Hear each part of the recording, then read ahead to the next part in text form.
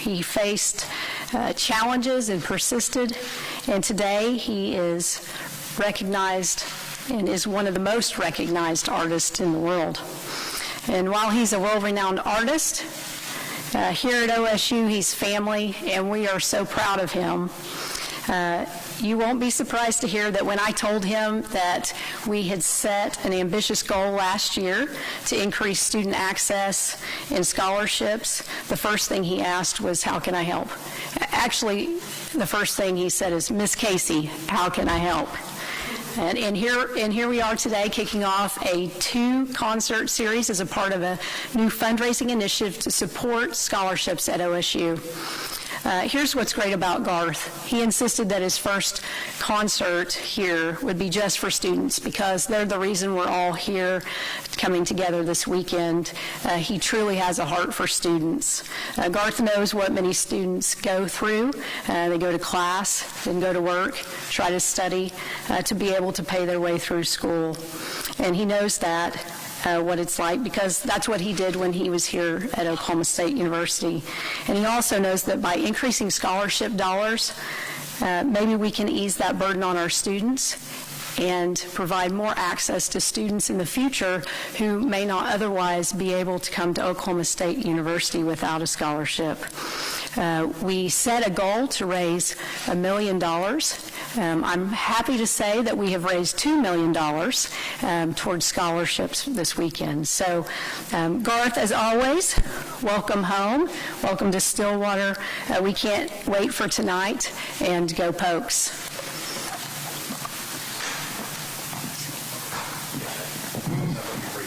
Thank you very, very much. How are you all? Good. Good. Yeah, I'm just going to grab this one if it's cool. Thank you. How are you all doing? Everybody good? Good. Welcome back. That was a joke. Hey, it's great to be back here. It's funny, at Soundcheck today, the songs you sang kind of take on a whole different meaning once you're back here, because it's where it all started. It's the first time I think I've been back here playing music probably since maybe the Gulf War, maybe 90, 91, when we were here to Ricky Van Shelton was the headliner, Clint Black, and then we fronted Clint Black. And it just seems like yesterday in some things, it's like George Strait's thing, still feel 25 most of the time. It's funny how it just doesn't change at all. So it's great to be back. Other than just being lost as hell coming out here, I couldn't figure out where we were coming into town because it's built up so much. It's just, but it's always great to be here. Got to see Willie's on the way here, which is my home. It's the birthplace of Garth stuff. And just feel lucky to be here. Nothing's really changed for me. Still feel like a goofball that I was here in college. And I came back. My babies were in school 2006 to 2009. My babies were in school. I was trying to figure out what I was going to do with my life while waiting for my kids to get out of school. And I came back to get my master's. And I promised myself that I wouldn't do what I did in the undergraduate stuff and wait till the last night. And it's funny, as a 50-year-old guy then, you're waiting till the last night to cram for tests and exams and stuff. So I really don't feel like I've changed. I feel like this place is the same home that it always has been. So this is going to be a good marriage for me.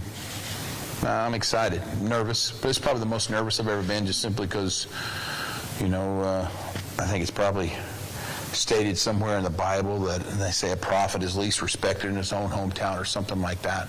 So it's funny how the people that you want to impress the most aren't people in the industry, aren't people who vote on awards.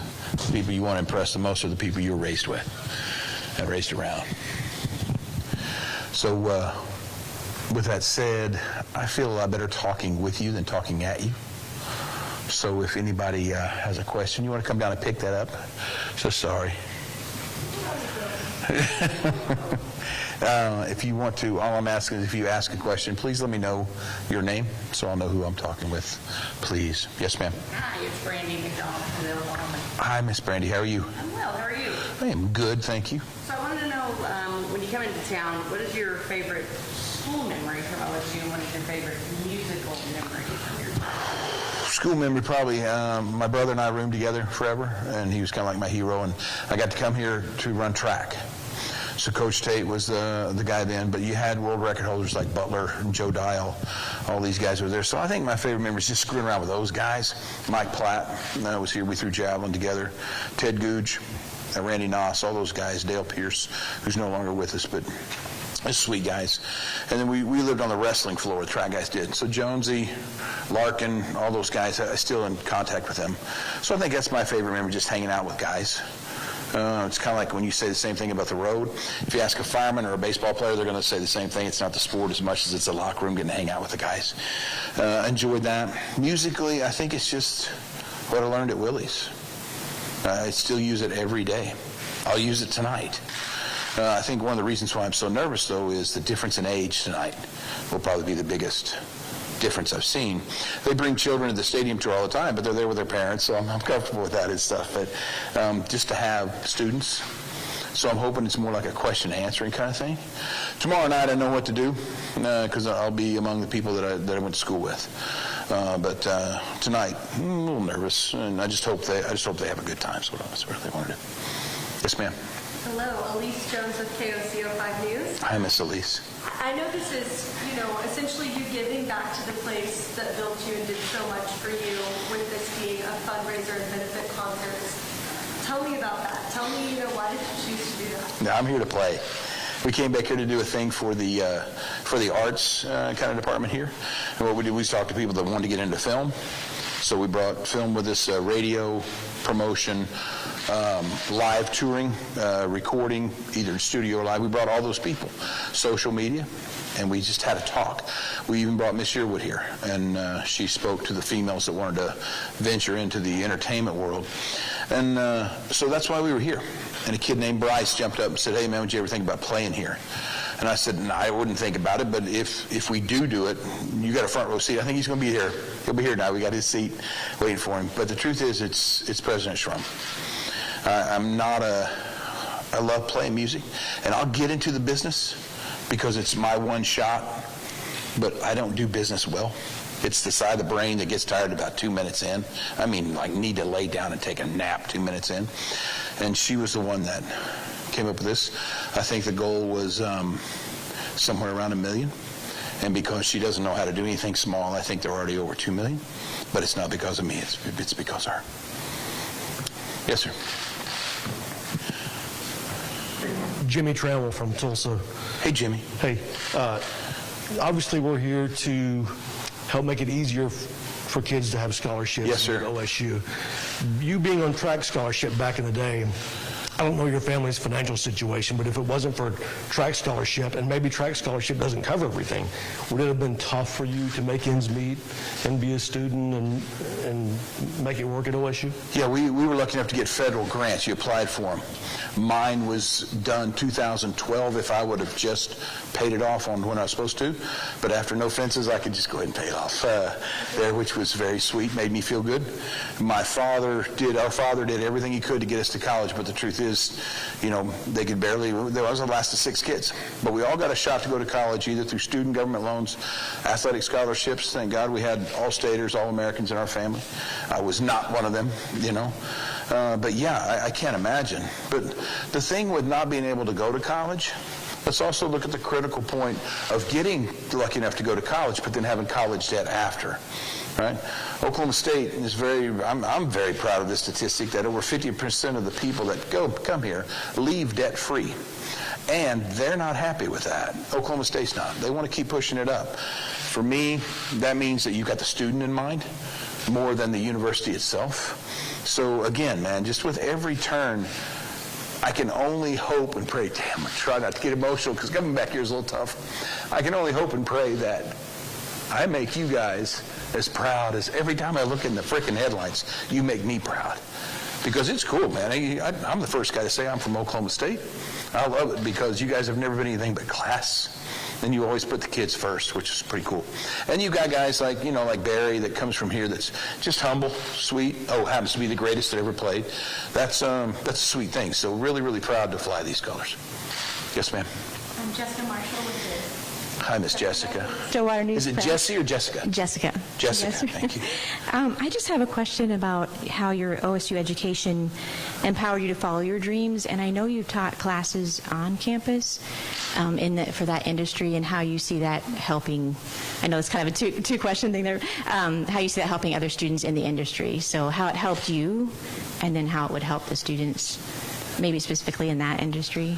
Yeah, it's the thing is, my dad was convinced that I needed 4 years of school, that all his kids did. The only one that didn't take him up on it was Betsy, because she just knew she was going to be a musician, and she turned out to be the best one in the family. And she was so she kind of had her roadmap out there. For the rest of us, not really sure what they're coming out of thing to do. I wanted to be a professional athlete, but how many professional javelin throwers do you see, right? So my road was pretty short. It was so I came here. I couldn't read or write music, so I came here to do jingles, write these little short jingles for advertising, and that was the field I went in under, journalism. But in that 4 years, I learned a lot about me. That's a beautiful thing. And even though you're away from your parents, you still kind of have that protective roof over your head of being in college. And my brother was here and friends here kind of thing. So I would recommend anybody that gets to go to college to do it. But when you're sitting here talking to students, it might be that one thing that triggers them that goes, oh, I didn't know you could do that. Right? So me not being able to read or write music, I thought I couldn't be a music professional. But once you get into it and get your feet wet, you realize, hell, 90% of us can't read or write music that's playing music. The guys that record it and all that stuff, they do all that stuff. The guys that score the strings, they do all that stuff. And they're very sweet to not treat me as ignorant. They treat me as a creative person that just doesn't know the language, and they kind of translate for me. So I think anytime you get to be a student and get to sit in front of one of these things, or anytime you get to be here and be in front of students, I actually think it's good for both sides, if that makes any sense. Because if I stay doing just what I'm doing now, the word dusty, the word old, the word repetitive will come to my mind. But if through the eyes of somebody a lot younger than me that has a different take on the business, that helps me a lot. So tonight will be a show, but don't, just between me and you, don't tell anybody. I'm going to be mining. I'm going to be mining their minds. I'm going to be mining their ideas. And I'm going to be asking a lot of questions of them tonight. Yes, sir. Hey, Garth, David Cordova. Hey, David. You call? Oh, cool. Yeah.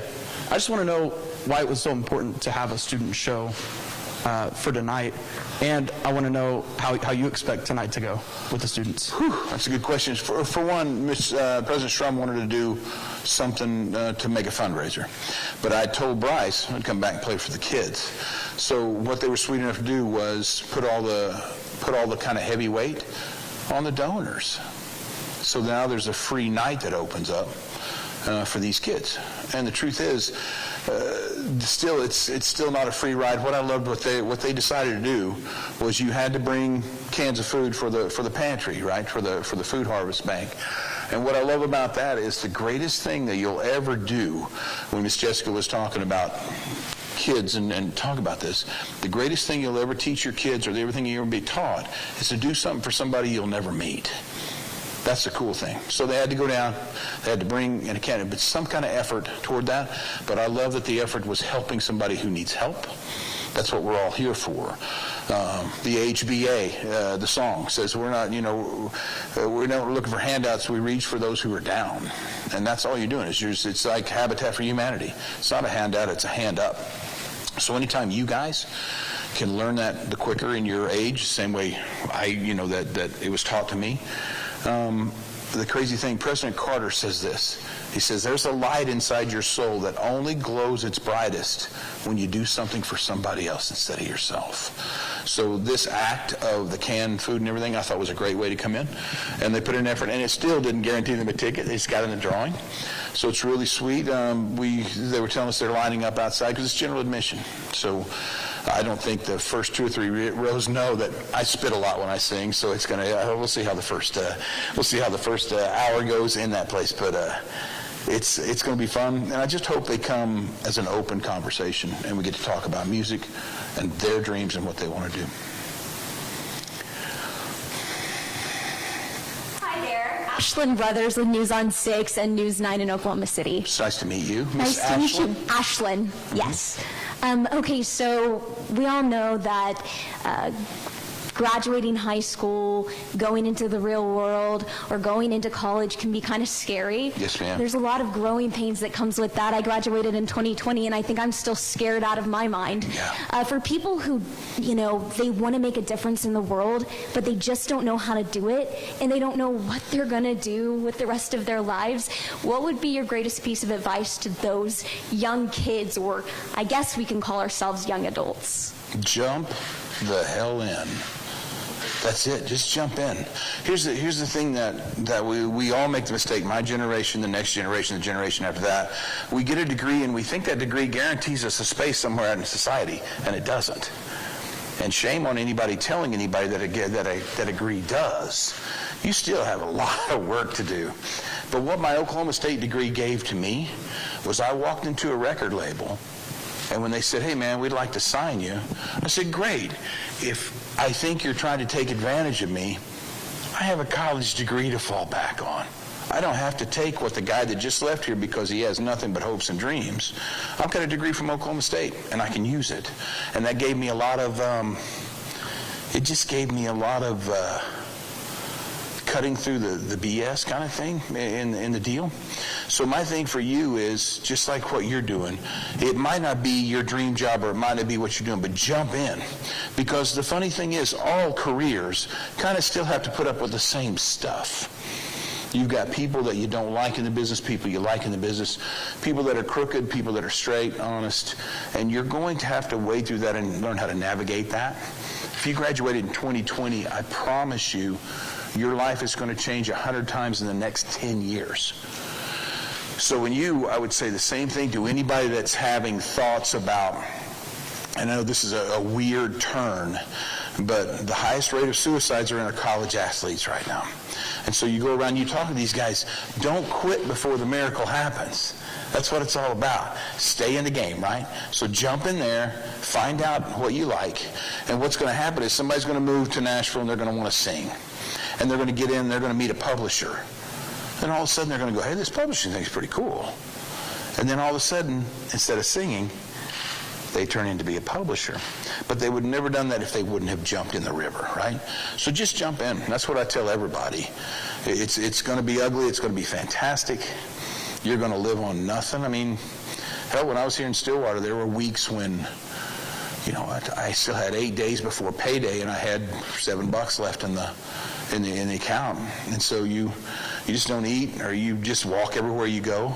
But I might be twisted, but I love that. I love the challenge, and I love the fact that you get to mark where you're at in your life. But the truth is, it doesn't matter what's in your wallet. It matters what's in here, right? So that'd be my thing. You're going to get a lot of temptations to take shortcuts. Shortcuts never work. Just put in the work and like who you are. I mean, that's the main thing. And as long as you keep doing what you think is right, you'll like who you are. Thank you. My pleasure. Good luck. Did you want to get into TV? Oh, yes. Okay. Yes, I want to get into TV. So you're already there? I'm already where I want to be. Oh, good. Good for you. May that last forever. I hope. Hello. Yes, ma'am.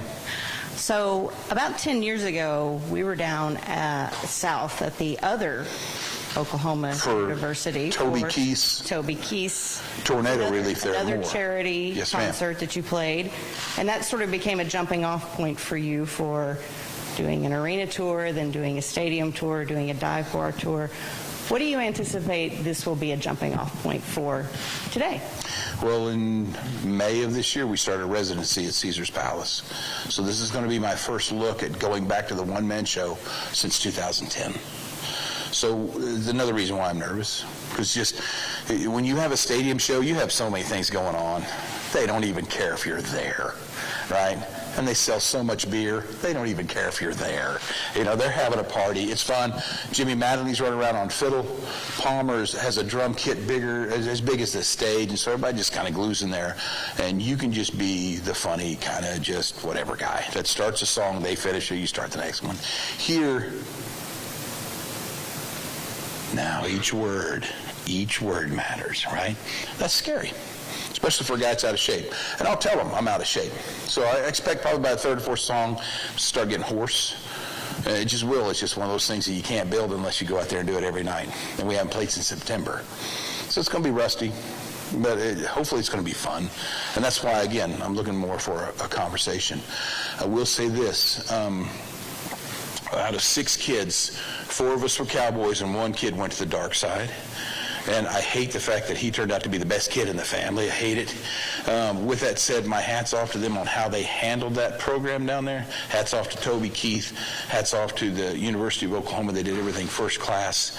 And I think it was Walmart that might have been partnering with them on that. Just really happy because it's like Toby says, when things happen in Oklahoma, all we really can depend on are Oklahomans. And to see the state come together for that, I was very, very proud to be a part of that, and very, very proud to be an Oklahoma State Cowboy right there in the heart of Sooner land. So they treated me with respect, and they were very sweet. What is your name? Hi, I'm Rachel, and Hi, I'm Miss actually Rachel. a student here at Oklahoma State University. Oh, very good. What are you studying? Multimedia journalism. So, Oh, no kidding. Yeah, I'm with Okali TV, and I wanted to ask, you mentioned earlier that you were flooded with memories coming back, being on campus. Is there a favorite or one that stuck out to you of just, wow, that brought it back being on campus? Yeah, I think passing Willie's was pretty cool. Willie's killed me. So before you were born, there was a song called Main Street from Bob Seger. And he talks about him standing outside of this club where this girl's dancing.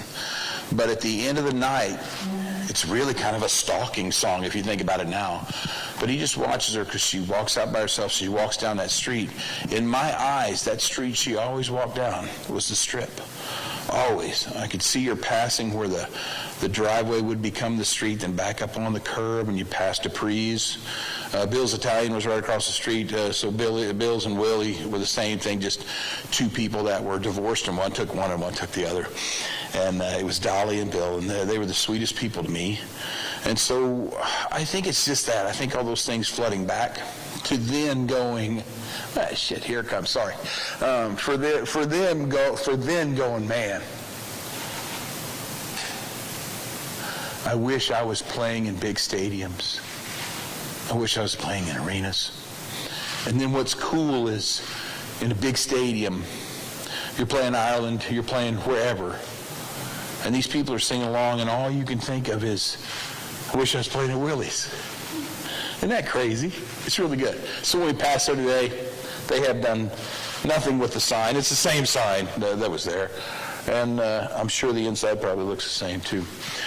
But it's also kind of an emotional day for me because as a dad, you couldn't make up what's happening tonight. A movie script, they would say it's fake. So Tumbleweed, the place I worked forever, tonight the entertainment is a young lady named Allie Colleen. That's my baby. I can't believe it. We're texting, I'm going, are you here tonight? She said, yeah, we're out at Tumbleweeds. I said, I'm at the McKnight Center right here on campus. So it's pretty cool for me to know while I'm playing, she's going to be playing too. So it's good because I know what this town does for dreamers, and they're going to treat her fantastic. She's going to have a good time. Good luck in school. What do you want to do? Good for you. Are we good? Do we have anybody else that wants to ask one last question, or are we fine? Is everybody good? Thank you guys for being so sweet to me. I appreciate it.